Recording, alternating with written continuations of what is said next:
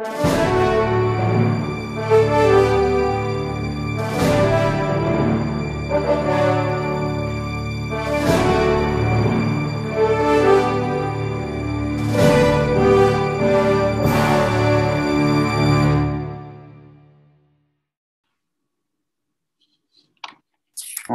ya empezamos a grabar. Entonces, bienvenidos a todos. Les presento a la doctora Marian Rivas Calderón, que nos hace favor esta vez de dar una plática sobre las manifestaciones cutáneas del COVID en los niños. Ella es originaria de Zacatecas, egresada del TEC de Monterrey, del campus Monterrey. Después hizo la especialidad de pediatría y su especialidad de dermatología en el Instituto Nacional de Pediatría aquí en la Ciudad de México. Y tiene diplomados en dermatoscopía y tricología avalados por el Colegio Ibero-Latinoamericano de Dermatología, y actualmente trabaja en la consulta privada del Ángeles y se encarga de la patología piel, sebo, niños y adolescentes. Entonces, pues bienvenida, y pues muchas gracias por aceptar la invitación y bueno, pues comenzamos.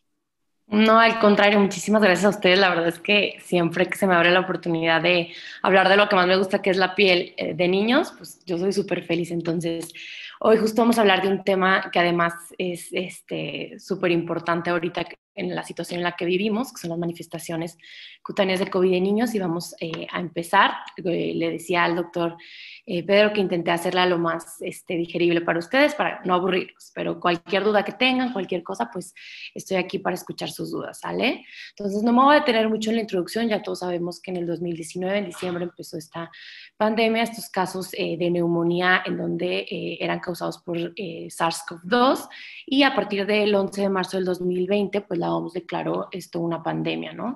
Hasta los casos del día 21 de noviembre tenemos 257, bueno, más de 257 millones de casos, más de 5 millones de muertes. En México aquí están también los casos. Entonces es por eso súper importante que tengamos en cuenta, aunque los niños se ven mucho menos afectados, de cómo podemos verlo a nivel de piel, ¿no? Entonces, como saben, pues obviamente COVID da síntomas respiratorios, pero también da síntomas en otros niveles, en otros sistemas, incluidos piel, ¿no? La piel no se queda atrás y se reporta una afección en aproximadamente 1 a 20% de los casos. Entonces, los primeros reportes de manifestaciones cutáneas en piel secundarias a COVID se dieron en Italia por Recalcati y colaboradores. Fueron de hecho de los primeros en reportar los casos. En una serie de 88 pacientes, ellos reportaban que 18, es decir, un 20% presentaban lesiones en piel.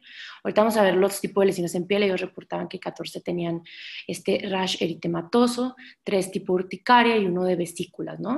Generalmente se daban al mismo tiempo que los síntomas respiratorios o después de otros síntomas también, e incluso 12% se presentaban antes de los síntomas sistémicos, ¿no? Y de ahí la importancia que nosotros podamos localizar este tipo de lesiones para incluso hacerles las pruebas de COVID e incluso hacer el aislamiento adecuado de pacientes para evitar más contagios. Entonces es importante, y antes de seguir avanzando, que las manifestaciones que hemos visto a lo largo de esta pandemia en piel no solo han sido inducidas por el efecto del virus, ya sea de manera directa o indirecta por lesión vascular, sino que también, y todos sabemos, la infinidad de fármacos que se han dado en estos pacientes. Entonces siempre también tenemos que considerar las reacciones a fármacos dentro de las cosas que les dan en específico a adultos y a niños y a todos. Otra cosa es el uso de equipo de personal de protección y sanitizantes, que también ha causado un sinfín de lesiones en piel, y la misma ansiedad y estrés que han causado también exacerbación no solo de lesiones que ya estaban presentes, sino incluso aparición de nuevas como alopecia, efluvio, telógeno.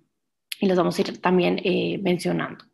Entonces vamos a empezar primero por las dermatosis, que son inducidas por efecto del virus como tal, ¿no? De COVID.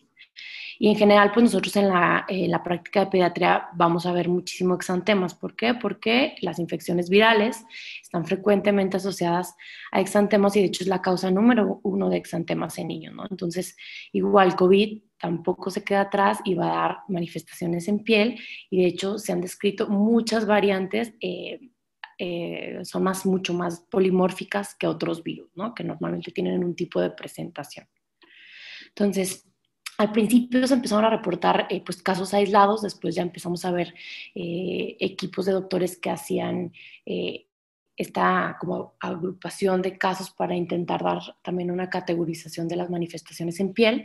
En este caso, Galván, Casas y colaboradores, ellos son médicos españoles con la colaboración de la Academia Española de Dermatología. Se le pidió a los dermatólogos en España que durante un periodo de 2 semanas incluyeran los casos que habían visto relacionados a COVID, es decir, que no tuvieran otras causas que explicaran obviamente las lesiones en piel.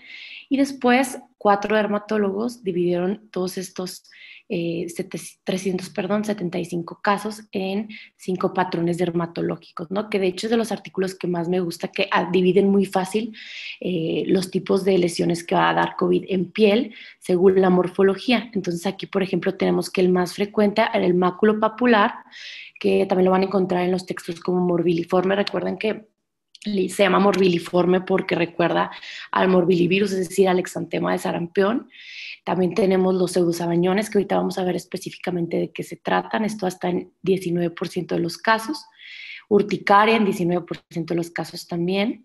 Lesiones de tipo vesículas en 9% y lívido o necrosis en 6% de los casos. Esto estamos hablando, acuérdense, en general, casos de adultos, niños en toda la población, ¿sale? Y entonces vamos empezando con cada uno. El exantema maculopapular, que como les decía, morbilliforme, porque es literal como su nombre lo dice, son máculas y pápulas eritematosas que se van a presentar en cualquier parte del cuerpo. Normalmente estos autores decían que aparecían al mismo tiempo que otros síntomas respiratorios cuando los tenían, y la duración media de este exantema era 8.6 días. Los síntomas asociados hasta en el 56% de los pacientes era comezón, y lo más importante de esto es que tenían una asociación con una severidad moderada grave de la enfermedad con una mortalidad de hasta 2%. El exantema urticariforme, por su parte, que veían hasta 19% de los casos. De hecho, los hallazgos en general eran bastante parecidos a los que tenían exantema maculopapular. También aparecían al mismo tiempo que otros síntomas, y la duración un poquito menos, 6.8 días. También tenían, y en mayor cantidad, prurito, hasta 92% de los casos, pero si se fijan, la severidad que asociaban, pues era nula, y ellos no reportaron incluso ningún caso mortal, o sea, asociado al exantema urticariforme. Los pseudosabañones, que ahorita vamos a ver, que son estas lesiones sacrales que se presentan más que nada en pies, pero también se pueden presentar en manos, y como son estas placas induradas, eritematosas, que pueden tener incluso una coloración purpúrica, exulceraciones, costras, que ellos justo lo reportaron mucho más en niños y en adolescentes. Y es bien importante que veamos esto porque es nuestro grupo obviamente importante para los pediatras, y estos generalmente se presentaban, estas lesiones de piel, en el curso tardío de la enfermedad, no al mismo tiempo que los síntomas. Estos duraban mucho más, 12.7 días, y se fijan, referían no solo prurito, sino también en un tercio de los casos referían dolor, pero también una cosa buena, que aunque eran lesiones que se podrían ver aparatosas, no estaban asociadas a casos de mortalidad, ¿no? Generalmente tenían muy buen pronóstico los pacientes. El exantema vesicular, que ya se reportó en mucho menos casos, generalmente eran lesiones que aparecían antes de otros síntomas, ¿no?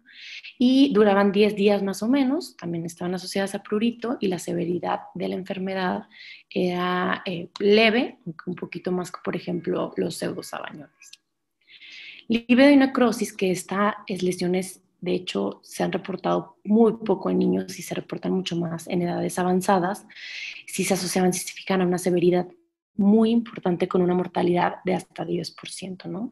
Estas, en las autopsias que se veían, o incluso en las mismas biopsias de piel, lo que veíamos es que literal había una vasculopatía por trombos con poca inflamación, ¿no? Había un depósito extenso del complemento en la microvasculatura, ¿no? Entonces, estas sí nos hablaban de una severidad mucho más importante. Y justo esto va a la siguiente tablita que les voy a mostrar aquí, en este artículo de Freeman y colaboradores, en donde literal vamos a asociar el patrón de lesiones con la severidad de la enfermedad COVID-19, ¿no? La enfermedad COVID-19. Entonces, si se fijan, las lesiones de pseudosabañones, que también en la literatura los van a encontrar como pernio, 16% se asociaban a hospitalización, ¿no? O sea, era una severidad mucho menor en comparación, por ejemplo, si ya vamos al vesicular, urticariforme o maculopapular, que hasta 45% requerían hospitalización, o incluso ya a estas lesiones del hígado y de necrosis, que también vamos a ver como púrpura retiforme, que ya 100% eran pacientes que estaban hospitalizados, incluso, vean, 82% tenían un síndrome de distrés respiratorio agudo, ¿no? Entonces, es bien importante porque las lesiones nos van a orientar a la severidad de la enfermedad. Y bueno, como siempre, y siempre lo digo, los niños no son adultos pequeños, entonces incluso pues hemos visto que los casos de COVID en niños son mucho menores, solo 1 a 5% de los casos confirmados son niños, generalmente son niños asintomáticos o síntomas muy leves, que tienen mucho menos hospitalizaciones y un mejor pronóstico, ¿no? Sin embargo, también se han reportado casos más graves, como el síndrome inflamatorio multisistémico en niños, que aunque también se ha reportado ya en adultos, como mis Guiona, pues es mucho más frecuente en niños, ¿no? Así que las manifestaciones en piel pues también tienen sus diferencias y por eso la importancia de que veamos específicamente en ellos qué está pasando. Entonces, esta revisión sistemática que se hizo de 119 estudios, en total son 2.445 pacientes pediátricos con COVID-19, solo 0.25% tenían alteraciones a nivel de piel. Eso sí, hay que tener mucha precaución con estos resultados, porque yo creo que también, y se menciona en muchos textos, que muy probablemente están subdiagnosticados, ¿no? ¿Por qué? Porque como son niños que incluso no presentan otro tipo de síntomas respiratorios, ni siquiera tenemos la sospecha de que sea COVID-19, ¿no? Y la importancia, y justo uno de los puntos súper importantes que quiero que nos quedemos este día en la plática, pues es que ante lesiones de piel que no tengamos como un diagnóstico específico, tomemos más pruebas de COVID para poder aislar casos y evitar pues mayor contagio, ¿no?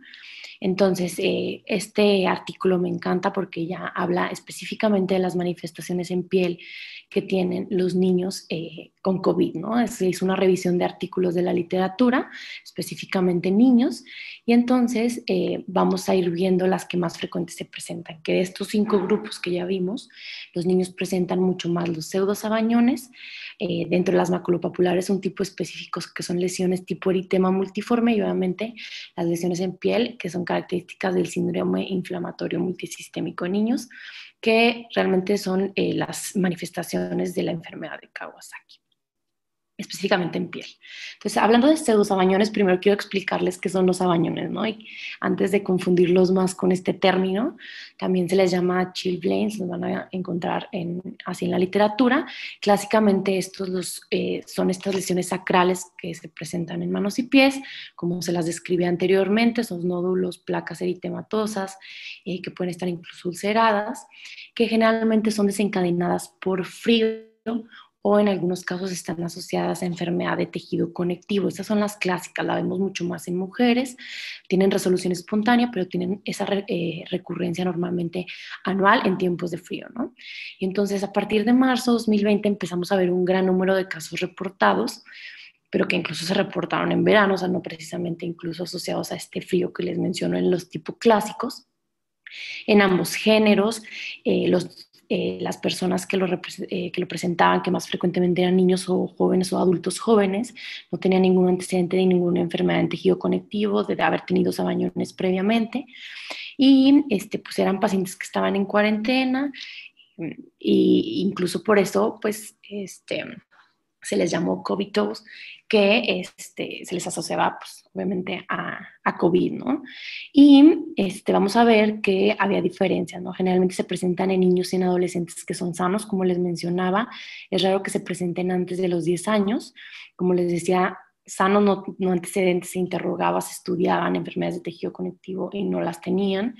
A diferencia de los clásicos que se presentan mucho más en mujeres, estos se presentaban en ambos géneros, mucho más frecuente en pies, y pueden ver que afectaban la parte lateral, tobillo, también incluso talón, característicamente incluso pueden afectar toda la falange con esta discriminación muy clara en la articulación metatarsofalángica.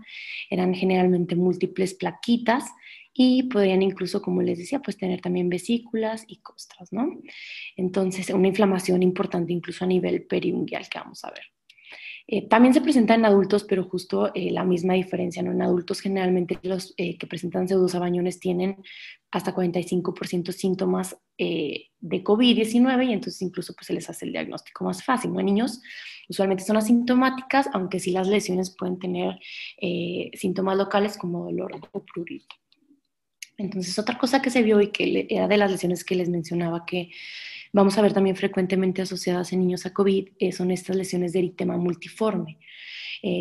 Ahorita vamos a ver específicamente esos como casos aislados, pero bueno, muchos de los pacientes y en este grupo que estudió el doctor Torrello en España, eran 22 niños que tenían pseudosabañones y 4 de ellos presentaron estas lesiones tipo eritema multiforme, que vamos a ver estas lesiones con las típicas lesiones en tiro, en blanco de tiro, un tiro al blanco, y entonces vamos a ver que aunque se ven muy aparatos estas lesiones, también eran niños que estaban generalmente asintomáticos y que tenían súper buen pronóstico.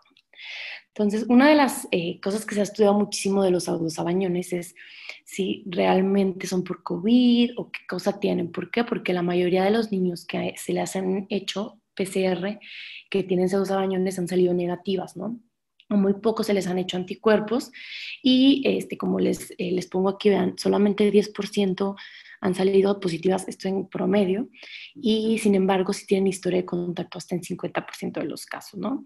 Entonces lo que se ha dicho es que los sabañones pueden ser una manifestación tardía cuando el virus pues ya no se detecta, ¿no? Pero sí esta incidencia tan incrementada de casos dentro de esta pandemia pues le dan una asociación importante.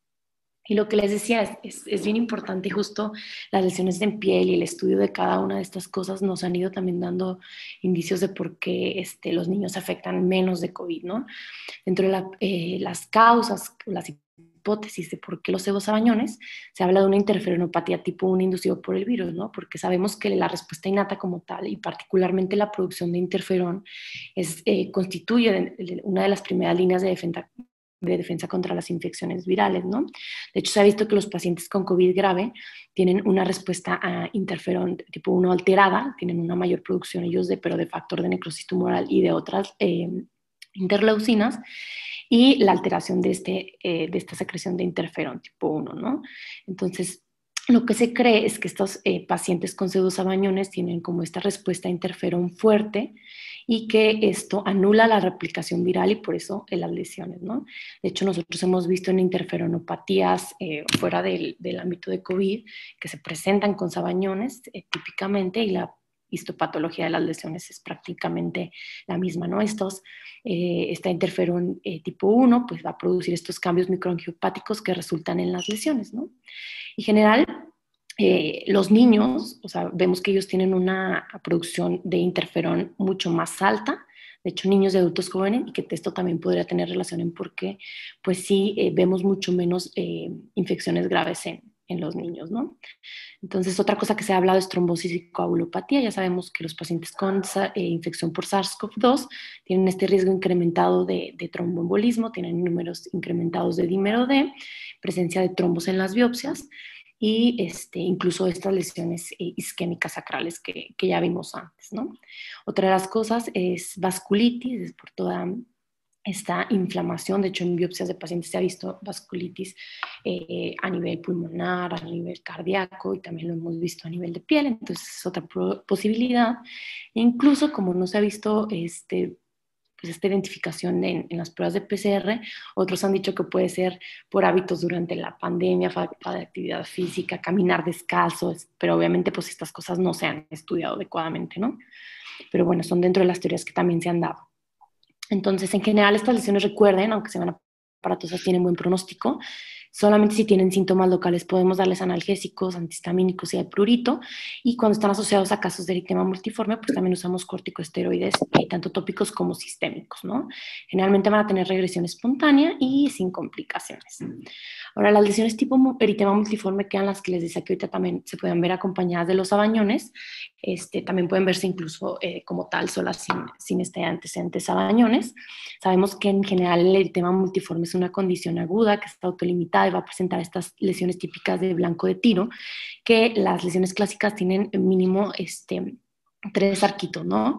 La necrosis más importante o incluso una ampolla central, un halo más claro y luego un halo eritematoso hasta afuera. Entonces, generalmente sabemos que las causas de eritema multiforme en general pueden ser infecciones sistémicas, las más frecuentes herpes simple, micoplasma. Entonces, también otras causas son fármacos, igual COVID pues es una causa que tenemos que considerar ahorita, ¿no? Entonces, como podemos ver, se han reportado tanto casos de eritema multiforme en niños y en adultos asociados a SARS-CoV-2. En niños generalmente son niños que pues, tienen todas las lesiones, pero están como si nada, ¿no? Asintomáticos, o pueden tener ahí síntomas gastrointestinales o respiratorios leves.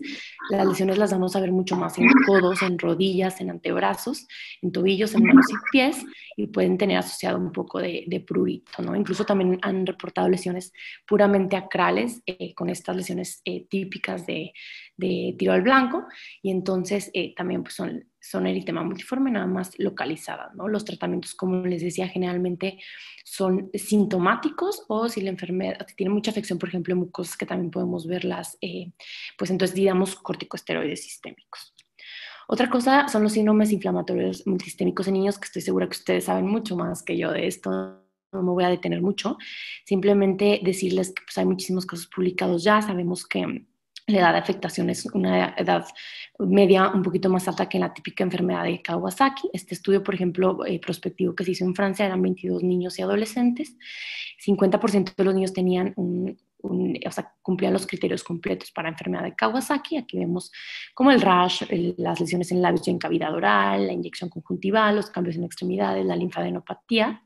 Generalmente, sí, comparado con la enfermedad de Kawasaki clásica, tienen más síntomas gastrointestinales, miocarditis y síntomas de choque, hipotensión, etc. Sin embargo, por ejemplo, a nivel de piel no tenemos unas lesiones características que nos puedan orientar a que sea causada por COVID, ¿no? Entonces, realmente, pues el abordaje se tiene que hacer completo. Eh, y pues nada, de eso básicamente ya. Otra cosa que podemos ver es urticaria. Ya saben que son ronchas que duran menos de 24 horas, que tienen comezón, que hay múltiples causas, entre ellas infecciones, fármacos, alergenos. En COVID generalmente pues tienen las lesiones, están asintomáticos, a veces ni prurito tienen. Vemos estas típicas ronchas o tortas, como les llama la gente, y podemos dar antihistamínicos, o si hay mucha comezón, incluso corticosteroides a dosis bajitas, ¿no? Justo hay muchos casos que me ha tocado ver en la consulta de niños pequeñitos que la urticaria, obviamente niños pequeñitos no es lo más frecuente. Por ejemplo, un niño publicado tenía 6 meses, 11 días de evolución con urticaria, no tenía ningún otro síntoma. Obviamente había tenido al interrogatorio contacto con pacientes positivos para COVID, se hizo hisopado, pues era positivo, ¿no? Entonces sí podemos ver este tipo de casos y pensar que puede ser COVID es importante. El exantema vesicular, que aunque no es muy frecuente, es más frecuente en adultos, pero también hay casos reportados en niños, y lo quiero mencionar porque es un rash tipo varicela, y es bien importante diferenciarlo, ¿no? Porque aparte se presenta justo antes de los síntomas. Y entonces, ¿cuál es la diferencia? Que si se fijan en una varicela vamos a ver que es polimórfico, ¿no? Va a tener ya máculas, va a tener vesículas, va a tener costras. Aquí generalmente son un rash que va a ser muy monomórfico, todas las vesiculitas son iguales. También igual que en varicela se afecta mucho más tronco, y el prurito generalmente es mucho más leve que en la varicela, ¿no? Entonces, se ha reportado hasta en 4-15% de los casos de las lesiones de piel de COVID, entonces pues también hay que considerarlo, ¿no? Otra cosa son exantemas purpúricos, recordando que hablamos de púrpura cuando ya hay extravasación de eritrocitos de los vasos. Entonces si nosotros presionamos ya no va a haber desaparición de las lesiones a la digitopresión, ¿no? Entonces se han reportado diferentes casos de estas lesiones purpúricas. Aquí vemos, esta es una niña, un niño en regiones de presión, incluso no en regiones de presión, era en cara.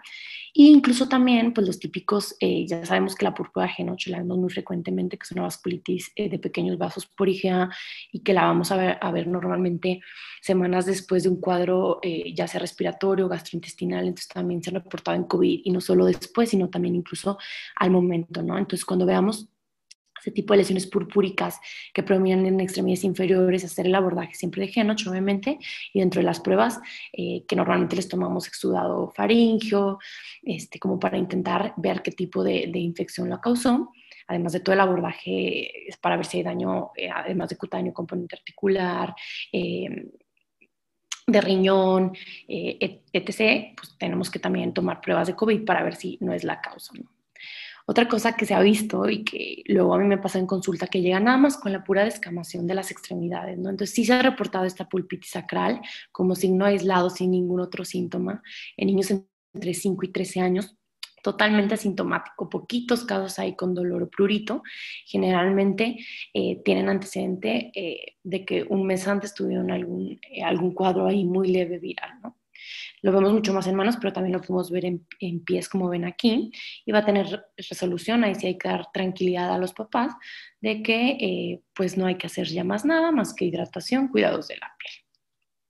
Y así vamos a ver, y justo vamos a seguir viendo más casos reportados de diferentes patologías, eritema palmar, eritema nodoso, que es un tipo de paniculitis, que están asociados obviamente a coronavirus, ¿no? Otra cosa bien importante, y generalmente incluso muchos artículos reportaban que para evitar obviamente los contagios se dejó de revisar mucho la boca, y pues obviamente nosotros como pediatras yo creo que no, siempre lo revisamos, pero es bien importante y aparte puede ser justo una pista que nos oriente cuando tenemos dudas si el exantema es viral o por fármacos, ¿no? Porque en estudios que se han hecho normalmente de las causadas por virus, 88% llegan a presentar un antema versus 9% de las causadas por fármacos presentan lesiones a nivel de la boca, ¿no? Entonces, aquí, por ejemplo, este estudio era de 21 pacientes que tenían COVID y tenían lesiones en piel y hasta 29% tenían este enantema. Todos los casos en este reporte eran en paladar y generalmente eran lesiones maculares, petequiales o incluso ambas, y los exantemas que lo presentaban muy característicamente eran o papulovesiculares, purpúricos o tipo eritema multiforme, ¿no? Generalmente los tipo urticariformes o máculos papular simples no presentaban lesiones en boca, ¿no? Entonces siempre revisar las bocas. Estos son otros casos de pacientes que presentaron alteraciones a nivel de mucosa oral. Este caso que las había presentado antes de petequias en cara, pero aquí más que lesiones en el paladar también se han descrito pues alteraciones en mucosa que en este caso eran edema de la lengua e hipertrofia de las pupilas, ¿no? Y que tenían una PCR positiva. Otra cosa es lesiones en pelo y vamos a ver mucho también el fluido telógeno, alopecia areata, alopecia androgenética, esto por la relación de los andrógenos con la enzima convertidora de angiotensina 2, que sabemos que es un receptor de COVID, de SARS-CoV-2. Entonces, bueno, hemos visto también alteraciones a nivel de pelo. Estos casos, por ejemplo, y normalmente asociados a un cuadro de un síndrome inflamatorio multisistémico, semanas después los niños van a presentar alteraciones. Entonces, por ejemplo, en específico, este era el primer caso, es un niño de 10 años que tenía pérdida difusa de pelo, era un efluvio telógeno, que vamos a ver que el fluido telógeno literal es que nosotros tenemos pelos en crecimiento, pelos estacionados y pelos en caída. Normalmente tenemos un 9% en pelos de caída. Un evento estresante o una infección como lo puede ser COVID, causa que más pelos entren en fase de caída y por eso vemos una pérdida difusa de pelo, pero es un pelo que va a volver a crecer y que tenemos que tranquilizar a los pacientes. El segundo caso es un masculino de 13 años que tuvo también este síndrome inflamatorio multisistémico y que un mes después, pues presenta estas placas de alopecia areata, ¿no? Que también sabemos que en la alopecia areata, aunque tiene un mecanismo autoinmune, pues no hay una causa específica y una de las causas que se ha propuesto obviamente son factores estresantes, como lo puede ser también una infección. Este es otro caso de una niña también que tuvo también su síndrome inflamatorio multisistémico con pérdida difusa de pelo, ¿no? Entonces, todas esas cosas sí tenemos que saber, incluso a veces explicarse a los papás de qué pueden pasar, ¿no? En uñas, ¿no? Ya sabemos que en uñas se presentan muchas otras infecciones sistémicas, estas líneas de boca, esta es una interrupción porque ese evento estresante que es la infección va a detener el crecimiento de la uña, entonces presentan y después pues vuelve a crecer, ¿no? Entonces por eso se ve con estas líneas como de depresión que se llaman líneas de Bo.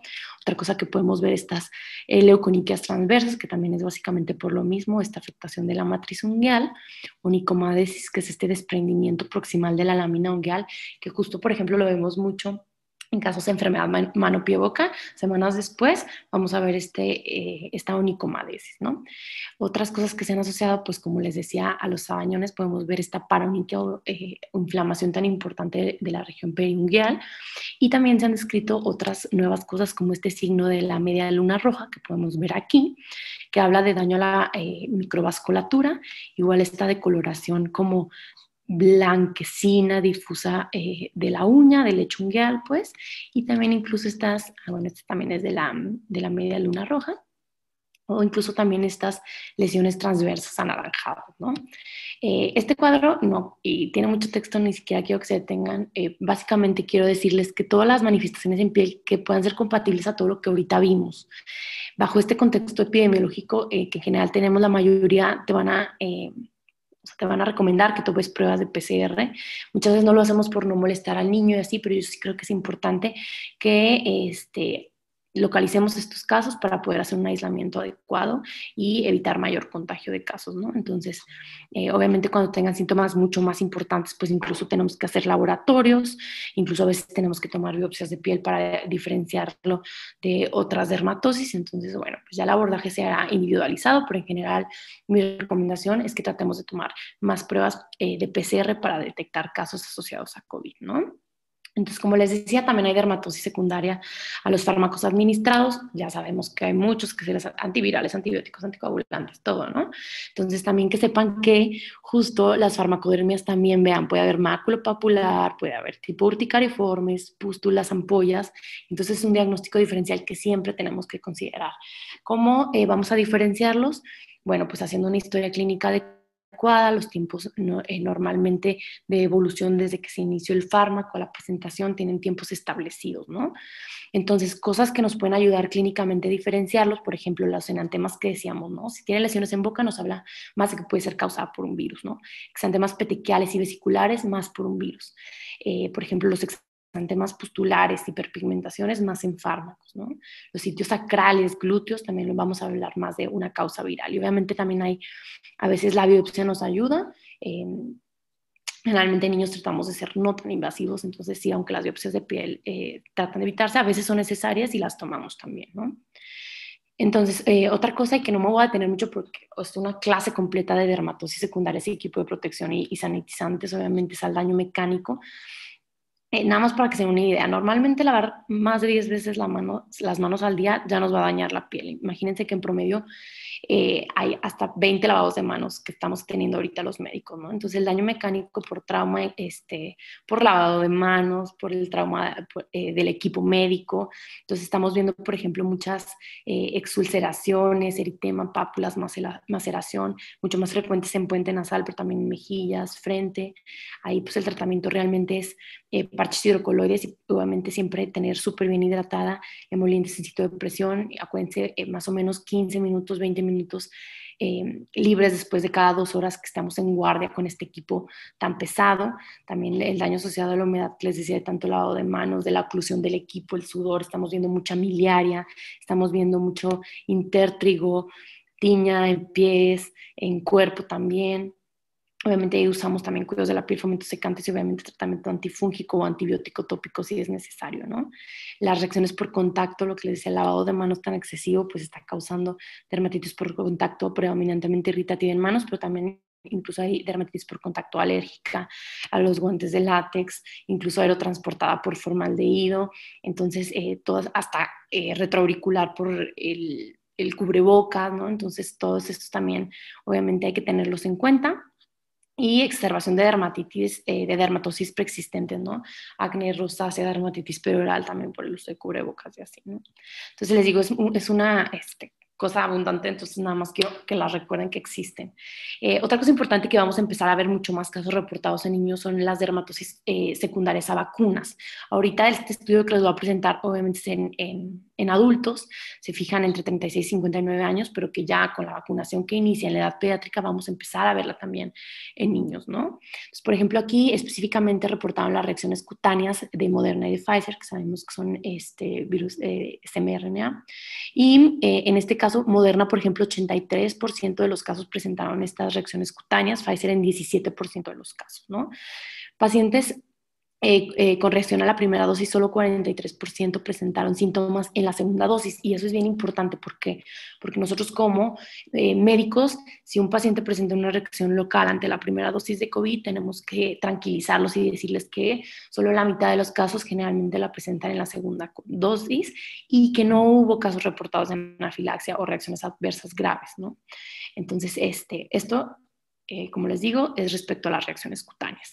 Entonces, si se fijan, aquí en azul puse las de Moderna, que incluso, bueno, obviamente la reacción al sitio de inyección, que fue la segunda más frecuente, pero típicamente Moderna justo reportó casos de reacción local retardada, que no es lo mismo de este sitio de inyección que se presentaba unos días después, este se presentaba hasta una semana después, duraba un poquito más de días, entonces es diferente a la reacción que nos da por la reacción aguda, pues. También hay casos de urticaria, de exantema morbiliforme o maculopapular o incluso también de eritromelalgia, ¿no? Del eritema palmar. En Pfizer los más comunes fueron urticaria, reacción en sitio de inyección y esta reacción morbiliforme.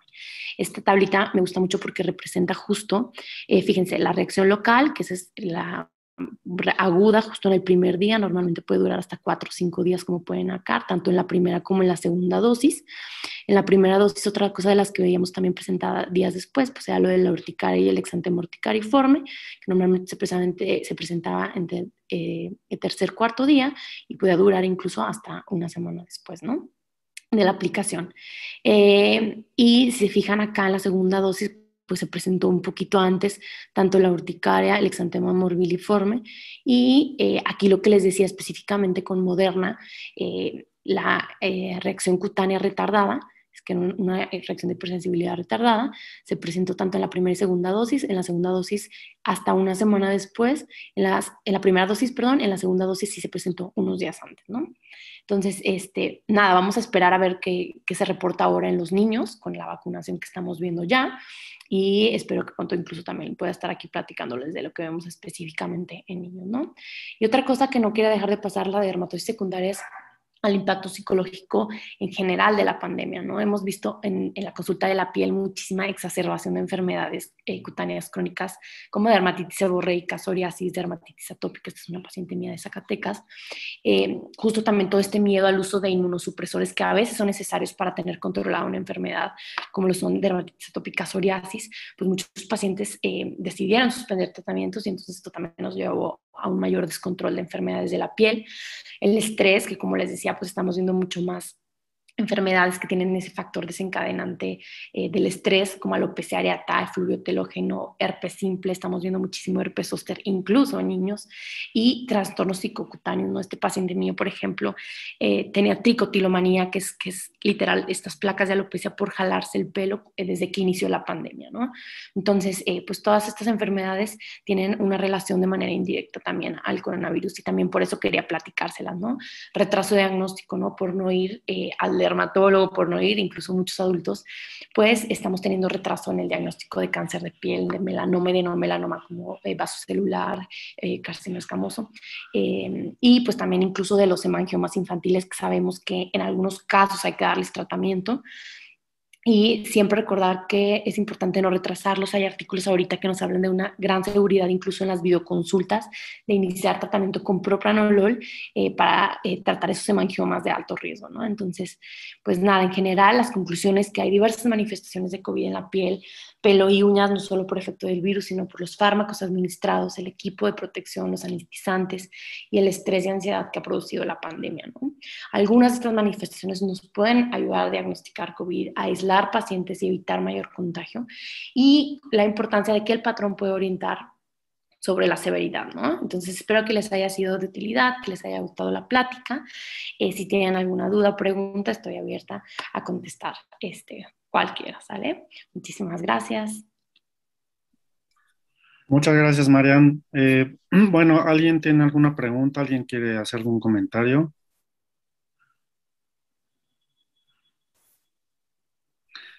Yo sí que quiero preguntarte Sí, claro, claro. si tú has notado ahorita que decías al final que sí, Uh-huh.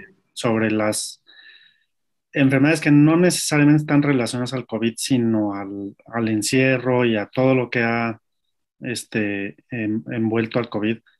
Por ejemplo, muchas Uh-huh. mamás les da mucha, o sea, piensan o me han dado la manifestación de que el cubrebocas en particular en los niños pudiera darles algún problema. Desde luego no hay un problema profundo de salud, eso yo se los he explicado, pero no sé si tú has Uh-huh. notado algún problema cutáneo en ese sentido. Sí, fíjate que sí, o sea, normalmente la dermatitis perioral o dermatitis periorificial, que ya se llama mejor así porque también aparece alrededor de ojos, de nariz, de boca. La hemos visto que normalmente uno de los factores asociados es el uso de inhaladores. O sea, fuera de que usen inhaladores porque hayan tenido COVID o por un cuadro respiratorio, hemos visto muchísimo y que el cubrebocas tiene mucho que ver, ¿no? La irritación. Entonces sí, generalmente yo lo que les recomiendo cuando pasan esas irritaciones así es siempre tratar de poner vaselina o aquaphor, aplicarla antes de que vayan a salir y aplicar el cubrebocas, por ejemplo, mucho rato. Eso nos puede ayudar a disminuir la fricción y las lesiones de piel a nivel de boca, ¿no? Pero sí, sí hemos visto muchas, en específico dermatitis perioral, obviamente en adolescentes también empeoramiento del acné en la zona de mejillas y mandíbula, además de su acné que tienen de base. Ujú. Pero sí, y te digo, cada vez se van describiendo más cosas que tal vez que ni teníamos idea que estaban relacionadas a COVID y que van a hacer cada vez más obvia esta relación. Ok, perfecto. Erika Müller quería hacer una pregunta, creo. Sí, Sí, claro. gracias por tu plática, muy, muy interesante. No sé si lo perdí o comentaste, estos pseudosabañones que creo que es de lo más común que a lo mejor vamos a encontrar, ¿es durante la enfermedad o es post-COVID? Es decir, si yo encuentro al adolescente o al paciente con el pseudosabañón, ¿tengo que pensar directamente en que tiene COVID agudo o lo ven más post? Se presenta más tardíamente, pero sí hay casos reportados que en ese momento tienen una PCR positiva. Entonces sí se recomienda, te digo, tomar la prueba de PCR, pero generalmente son casos que se presentan tardíamente en el curso de la enfermedad. Justo por eso era una de las explicaciones que decían de por qué no sale la PCR positiva, ¿no? Ya, En muchos perfecto. de los casos. Perfecto. ¿Alguien más tiene alguna pregunta, algún comentario? De cualquier manera, si alguien tiene dudas, mi correo es marianribasc@gmail.com y con gusto puedo contestar cualquier duda si surge después. Perfecto. ¿En qué consultorio estás? Yo estoy en el consultorio 330, Ah, muy bien. ahí en el Hospital Ángeles. Perfecto. Pues si no hay ninguna otra duda o comentario, pues muchísimas gracias, Marian, por la plática. Y bueno, pues ya ahí te paso el link cuando lo subamos al canal. Sí, muchas gracias a ti, Pedro, por la invitación y un gusto estar, la verdad, trabajando entre médicos como ustedes. Entonces, nada, muy feliz de estar aquí. Bueno, muchas gracias.